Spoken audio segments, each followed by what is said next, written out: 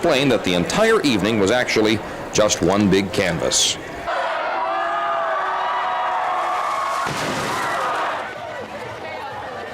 Halloween parties in the 1980s were some of the scariest events in history, with the ghoulish costumes, the eerie sounds emanating from vinyl records, and the creepy decorations in homes and on the street. It always looked like you'd walked into some kind of hellish nightmare. If you weren't around in the 80s, you missed out on a whole lot of spooky fun. Here are 20 iconic things from 1980s Halloween parties.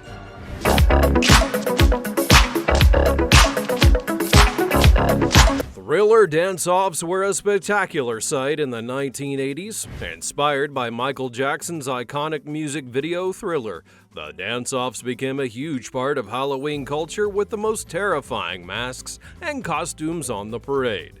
The dance-off was performed at parties or on the street as a flash mob, and always got the attention of everyone as dancers reenacted the spine-chilling choreography from the original Thriller video.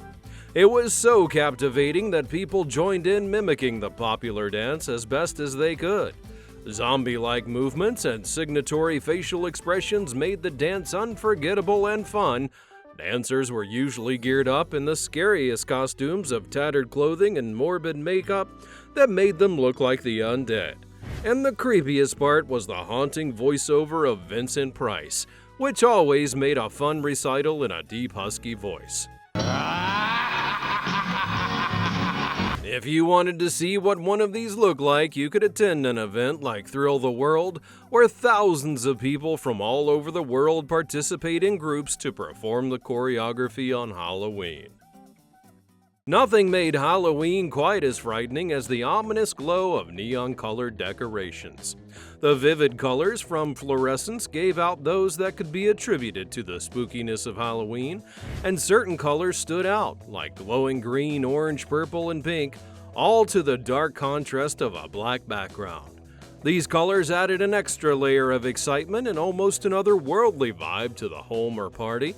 Neon-colored decorations illuminated other eerie designs in the home like skeletons, spiders, and mannequins, and teenagers who were attracted to the colors would revel in the atmosphere while dressed in their favorite costumes.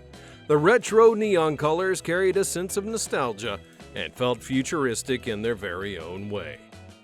What's a Halloween party without glow sticks? The first indicator that Halloween had come full circle was glow sticks seen everywhere.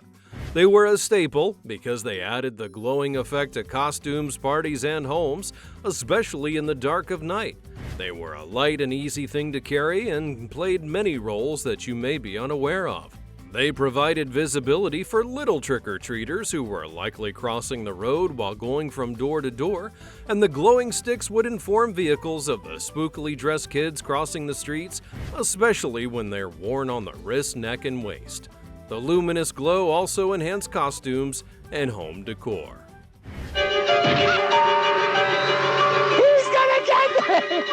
If you spend your day indoors on Halloween, you may survive the ghoulish pranks outside, but what about the horrors inside? TV channels play classic horror movie marathons, which keep viewers at the edge of their seats as the most terrifying movies of the era played back to back. The classics were usually a mixture of black and whites like Dracula, Frankenstein, and the Wolfman, with contemporary slasher flicks like Friday the 13th, Nightmare on Elm Street, and The Evil Dead. The cinematic experience was electrifying as screams ripped through the indoor theaters, and needless to say, these films were R-rated, as most of the scenes were quite gory. Cable networks today have played a major role in cementing horror movie marathons as a Halloween tradition. Before streaming became a thing, programs like Monster Vision provided horror fans with a lineup of films showing even some of the more obscure cult classics. Imagine walking into a dark environment with creepy and unsettling images all hidden under the cover of foggy grounds, spreading as far as the eyes can see. Fog machines were essentials at Halloween parties because they provided eerie vibes that transformed ordinary spaces into unnatural environments. Fog machines made the perfect setting for a spooky surprise or a jump scare. And in turn, they were great cover-ups for scary props, figurines, and ugly gargoyles. People would set up the machines in their backyards, near tombstones, in theme parks, and near cauldrons for a surreal and ghostly experience. They were once an active part of DIY home haunting. In the 80s and 90s, DIY haunted house setups were a special bonding time for families. The neighborhood would come alive with activities, and families taking their time to work together on both indoor and outdoor Halloween home decorations, all in a bid to create their own spooky experience at home. Families would transform garages, patios, narrow hallways, rooms, and more into the most claustrophobic creep show possible, with low-budget props like plastic skeletons, papier-mâché skulls, handmade coffins, mannequins, and cobwebs. If you were feeling creative, you could also stuff up some old clothing with foam or newspapers and create a life-size scarecrow, or even build a tombstone out of plywood. Hiding places like fake walls created amidst the decor to allow members of the home to hide and wait. And very often, decorating the front yard became competitive amongst neighbors. Families took their haunted house setup to an entirely different level to stump out the competition and undoubtedly be referenced as the spookiest home in the neighborhood. DIY cultures have evolved over the years, and the props have become more sophisticated and sometimes even automated, with electrically powered props that move, wave, and laugh in a most sinister tone. The charms of DIY haunted home setups remain unforgettable, both as a nostalgic activity and as an evolving movement that will become more complex over time. Pinatas filled with candy became associated with Halloween. However, unlike the traditional piñata used in celebrating birthdays and Christmas in Mexico, the Halloween version took on a dark theme, featuring bats, black cats, pumpkins, and other spooky and fun shapes. The festive candy-filled structure would hang from a tree or a pole, and kids could take turns trying to break it open with a bat while blindfolded. The kid with the bat was usually spun around to disorient them before they tried their luck, and once it had been split open, showers of candy would pour from the piñata, and kids would scramble to grab as many candies as they could. There was joy in the chaos, and the thrill of competitiveness made the contest even more exciting. Piñatas were usually the grand finale of Halloween parties, allowing children to go home with pockets and purses full of different flavored candy.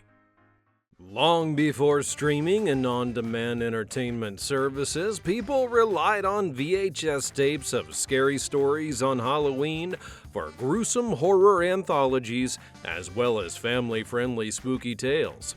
You could rent a VHS tape at the local video store, where there were a wide variety of tapes in the horror section.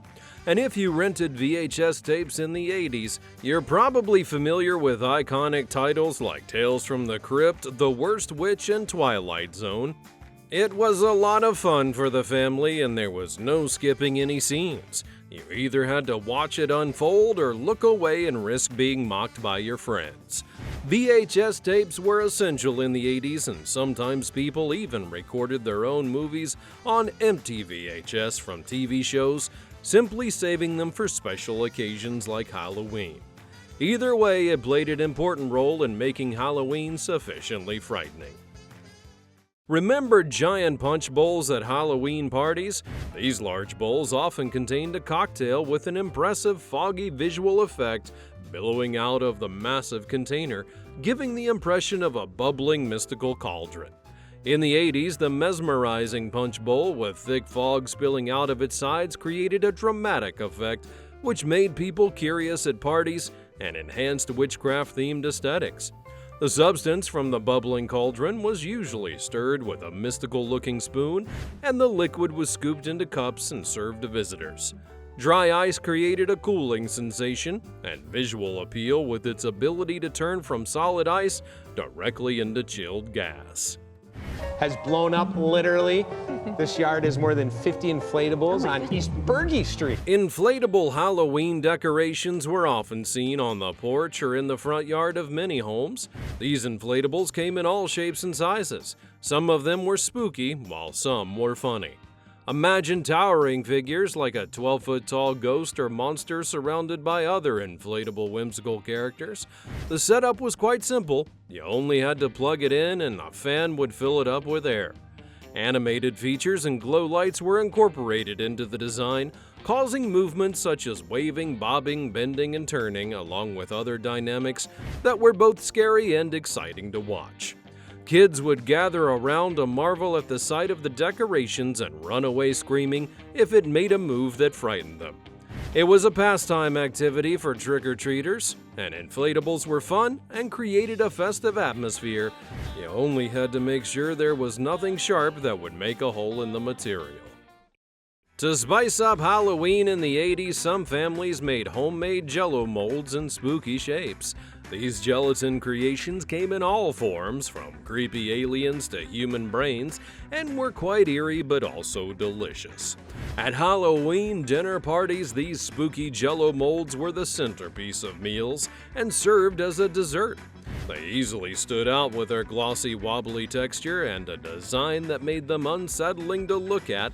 The creativity and add-ins were the stuff of great imagination. Green monster blobs with ghoulish appearance and gummy worms, which were all part of the effect. Some homemade JellO was also so realistic it was scary to eat. Popular TV shows and cooking segments on Halloween like Martha Stewart showcase spooky-themed gelatin desserts, increasing their popularity while reminding people of what was possible when you mixed Halloween with gelatin. Halloween just wouldn't be complete without playful, mischievous pranks dipped in the element of surprise, and one of the most common pranks on Halloween was trick candy with gag surprises that were either gross or outright shocking. Pranksters could offer treats that look regular and delicious, but the receiver would be devastated by a sour burst of flavor, a strange, disgusting texture, or even an unexpected taste. This always got a good laugh, and trick-or-treaters became easy targets. Some of the popular trick candies were sour classics, hot and spicy candies, and even candies with a fake bug inside of them. Kids weren't the only ones who were pranked by these weird candies. Even adults fell for a few exploding ones, and some people made it a call to duty to stack up prank candy kits in preparation for Halloween. Some even traded gross candies in for a different flavor that they didn't have, and novelty shops sold a variety of mischievous edibles and always had the most mind-blowing candies and surprises with different price tags. Gag candies were a great way to wrap up Halloween, and if you missed an opportunity, you could always wait the following year.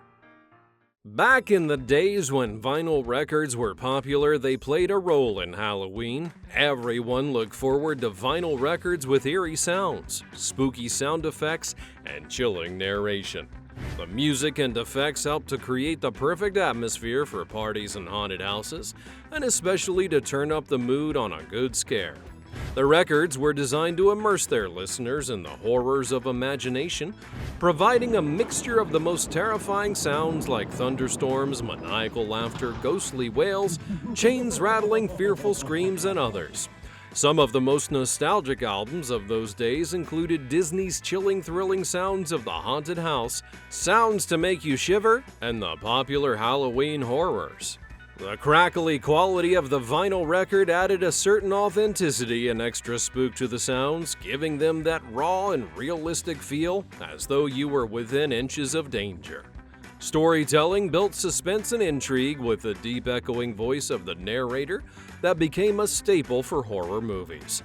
Now, vinyl records with horror tales have a timeless appeal, and even in the age of more advanced technology, they remain highly valuable for collectors.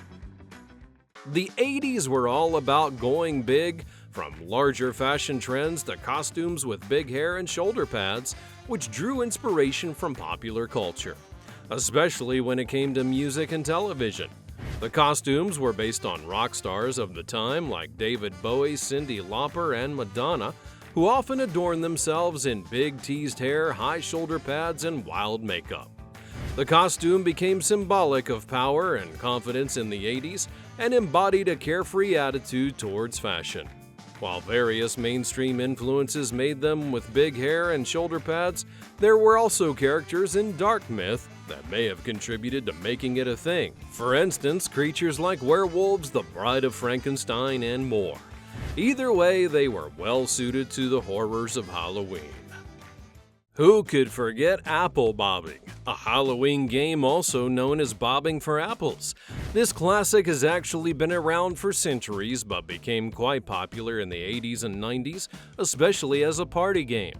The fun and slightly messy activity involved two participants, and they would try and grab apples that were floating in a large basin using nothing but their mouths. The hands were usually bound behind their back, and participants would be blindfolded in some cases in order to increase the difficulty level. It was always fun to watch them struggle to catch an apple in their mouth while their faces were submerged in water, and some say that it has Celtic roots, and the games were played to celebrate Samhain, a precursor to Halloween. The game, however, became a staple in 20th century Halloween celebrations. Remember DIY costumes with leggings and leg warmers in the 80s? This leg fashion was worn on Halloween as supporting costumes for whatever mom and dad were able to design.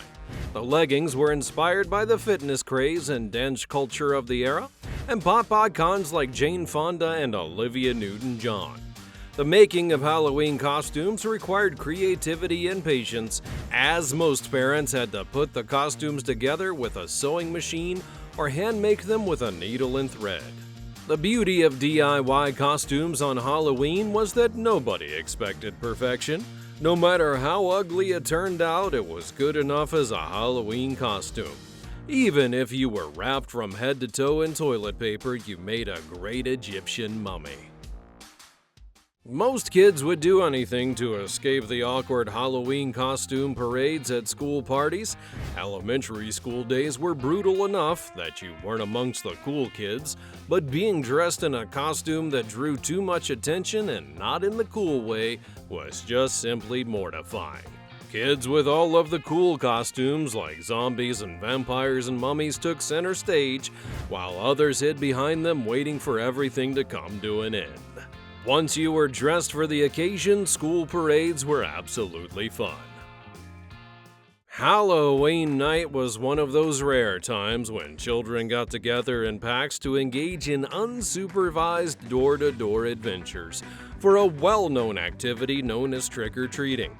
Kids roamed the neighborhood, going from house to house, ringing the front bell, and politely asking for candy treats.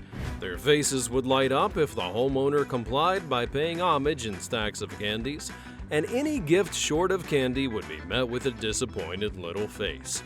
Even with dim streetlights and poor visibility, children were allowed to move around in groups to gather treats for themselves.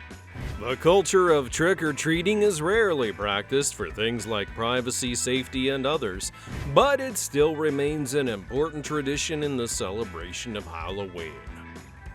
Pumpkin carving contests were part of the games played on Halloween, combining creativity and competitiveness with a festive spirit, bringing a sense of community. Families and friends would gather together to compete in pumpkin carving, and the designs would range from jack-o'-lanterns to other intricate designs. There were usually prizes for the best carved pumpkins in various categories, like funniest, scariest, and most creative. One of the most magical moments was seeing a pumpkin all lit up at night.